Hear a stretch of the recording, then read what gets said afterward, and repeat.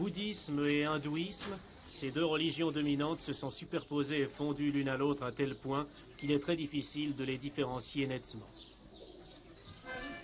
Une architecture où transparaît au travers de chaque pierre, de chaque toit, une inspiration religieuse, des constantes et des impératifs dus aux quelques 33 millions de divinités révérées dans ce pays, dont le nom, Népal, signifie précisément vallée chérie des dieux.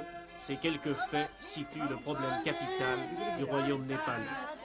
Cette vie religieuse imprègne l'existence quotidienne de tous, chaque lieu constituant la matérialisation d'un miracle ou du passage d'un dieu, la notion sacrée s'intégrant continuellement aux gestes coutumiers.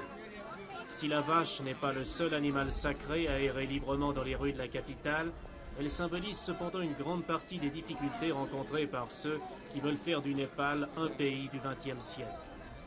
Ouvert au monde extérieur depuis quelques décades seulement, lieu de rencontre séculaire du Tibet et de l'Inde, le Népal se trouve soudain projeté au sein de la vie moderne, l'ancien devant s'adapter presque sans transition au nouveau. Ce pays où la notion d'heure n'existait pas jusqu'à ces dernières années, où le jour commençait pour les sages lorsqu'ils pouvaient compter les tuiles d'un toit, se trouve devant des problèmes immenses.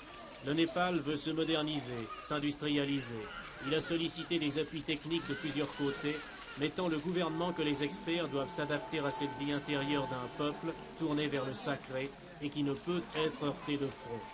Pour obtenir un horaire d'exploitation, il faudra tenir compte des ablutions rituelles à Pachupatinat, dans les eaux sacrées de la rivière Bagmati. Une planification ne pourra s'effectuer sans se soumettre aux exigences d'un immobilisme traditionnel à l'état brut.